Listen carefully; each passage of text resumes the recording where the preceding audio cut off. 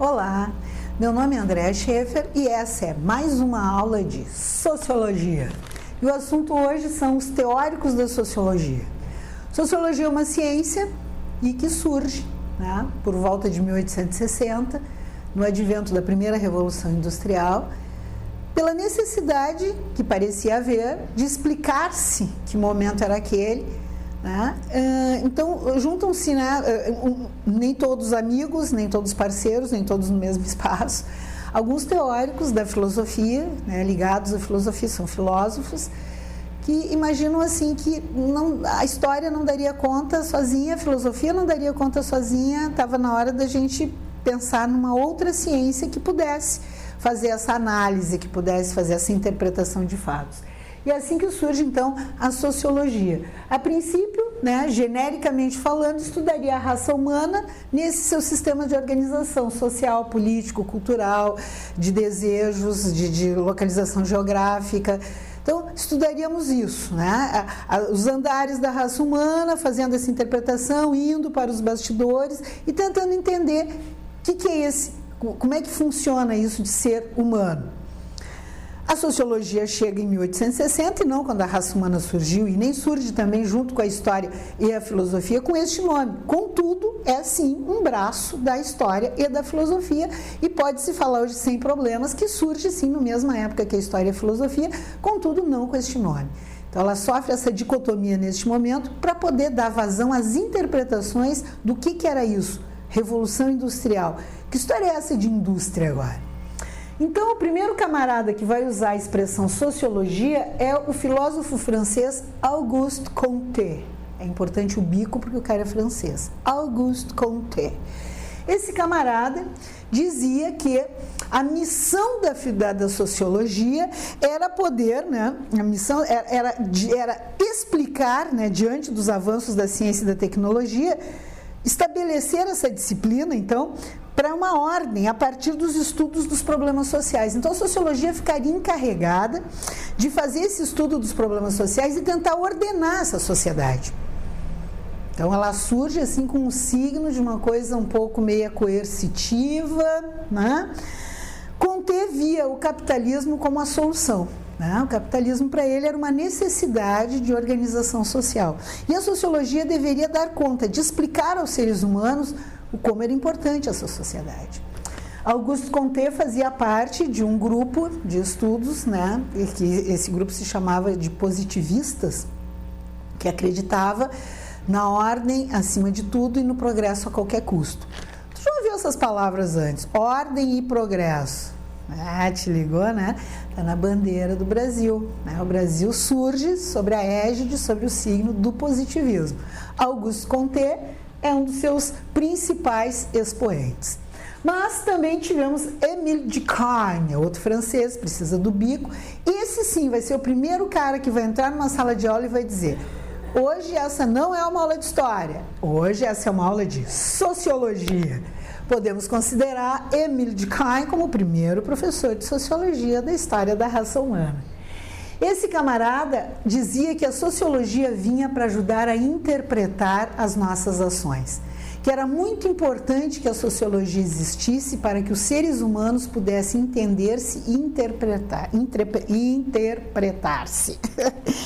Esse camarada dizia também, acreditava também, que esse auxílio que a sociologia podia realizar interpretando os fatos históricos, indo para os bastidores, entendendo como a sociedade se formava, era impossível, na verdade, sem isso, poder entender de que forma chegamos à era industrial, por exemplo. Pensar em sociedade sem pensar, para ele, sem pensar em seus cultos, suas crenças, suas tradições, ele falava nos fatos sociais, nos seus valores, nos seus códigos morais. Era impossível pensar numa sociedade sem pensar em tudo isso. Não tinha nada brotado do chão assim espontaneamente. Tudo era um acúmulo do passado, dos saberes, de todas as coisas que vinham nos acontecendo até os dias de hoje. Acreditava que a separação da sociedade em classes era inevitável, mas na visão dele se dava por meio das crenças pessoais e coletivas, as questões culturais. Havia uma divisão natural. Naturalmente havia uma divisão que, na visão dele, não precisava ser nem antagônica e nem problemática. né? Então, a sociologia interpretaria essas divisões naturais. Muçulmanos, católicos, uma divisão, né? Uma cultura nômade, diferente de uma cultura sedentária, o Ocidente e o Oriente, que isso não seria problema, na visão do primeiro professor de sociologia, o nosso Émile Durkheim. Mas também teremos outro teórico importante dessa ciência, que é o Max Weber. E o Max Weber, então, dizia que as ações sociais, elas estavam diretamente, intimamente ligadas, inclusive com as divisões de classe, que para ele aconteciam em função do prestígio, ou do reconhecimento, ou da hereditariedade, ou do poder.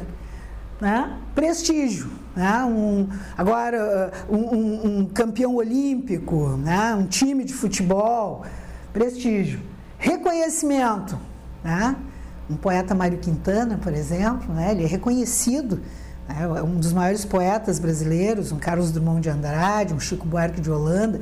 Então, essa divisão seria, não somos todos poetas, não somos todos escritores, não somos todos compositores. Então, essa divisão também para ele seria natural, né? Assim como pela hereditariedade, né? Os sobrenomes famosos, aquele ali é filho de fulano de tal, já seria uma divisão também. Ou na questão do poder, lá vem o governador do estado, né?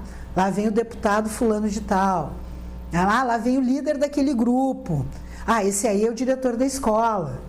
Então, esses detalhes todos, né, segundo o Max Weber, estariam intimamente ligados às nossas ações sociais, que são ações coletivas, né, e que sim, também concordava com Émile Durkheim quando dizia que a divisão de classes é algo natural, é inerente, faz parte da configuração de ser humano, mas que necessariamente não precisavam ser antagônicas. Até aquele momento, essa era a avaliação deles desse princípio de uma nova era, que era a era da industrialização. E aí chega, então, o Karl Marx, né? E o Karl Marx vai colocar a necessidade, sim, né? Obviamente, a sociologia era uma ciência necessária naquele momento, para que nós pudéssemos interpretar exatamente o que estava acontecendo. Surge a indústria. Deixamos de ser autores do nosso trabalho, tá? Não somos mais autores. Tu não é mais o cara que começa o sapato, finaliza o sapato, diz quanto é que ele vale e volta com esse valor para dentro de casa. Não. Existe agora um processo de industrialização. E com esse processo de industrialização, tu faz parte agora de uma grande linha de montagem. Tu é mais um. Tu, a máquina, a esteira, o parafuso. O operário passa a ser uma peça nessa industrialização. Importante, obviamente importante, reconhecido, peronomútil. Então ele fala que a industrialização cria duas novas categorizações, que são os burgueses e os proletários, né? Burgueses seriam os patrões, proletários os operários, e que essa configuração, né, essa configuração surge em função de um novo modelo de sociedade que surge com a industrialização e que é Karl Marx que vai batizar de capitalismo. Ele é, na verdade, o dindo, né, do capitalismo, porque é ele que surge com essa expressão. O que seria o capitalismo na visão social de Karl Marx? Seria uma maneira, né, de se obter lucro. O lucro acima de qualquer coisa. O que vale é isso. Quanto é que tu vale? É quanto tu tem na tua carteira. Para o capitalismo, é isso. Na visão de Karl Marx. Ele diz, então, que essa visão do lucro acima de qualquer coisa, não interessando o ser humano, deixando de lado este ser, né, essa possibilidade humana, vai gerar uma luta de classe, sim. Então, diferente dos outros teóricos, que concluíam que a divisão era natural, e sim, nós temos divisão entre as nossas crenças religiosas, nós temos divisão na nossa ideologia política, nós temos divisão em vários assuntos que não precisam ser antagônicos, não precisam virar luta de classes. Essa é a expressão que ele usa. Por que ele diz isso? Porque ele diz que com o processo de início do capitalismo, né, que nasce junto com a industrialização e que visa o lucro acima de qualquer coisa, a partir daí nós não teríamos mais como dialogar, porque o operário seria sempre mais uma peça da engrenagem que vai me trazer mais dinheiro, mais lucro. Ele não tem mais aquela importância fundamental. Eu, patrão, já não me enxergo neste operário. Eu estou aguardando a produção. Karl Marx fala que a partir dessa industrialização nós vamos lidar com duas possibilidades, meios de produção e bens de consumo, e dessa forma a sociedade vai ser dividida a partir de então, entre os que produzem e os que consomem. Como é que funciona? Os meios de produção são todos do patrão no capitalismo. Alguém é dono do meio de produção. E os bens de consumo? Normalmente nas mãos de particulares. O que nós consumimos? Só para deixar bem claro, não esqueça, nós consumimos educação, nós consumimos saúde, nós consumimos segurança. Então, mesmo esses bens de consumo que deveriam ser públicos, acabam, os melhores, estando nas mãos de particulares.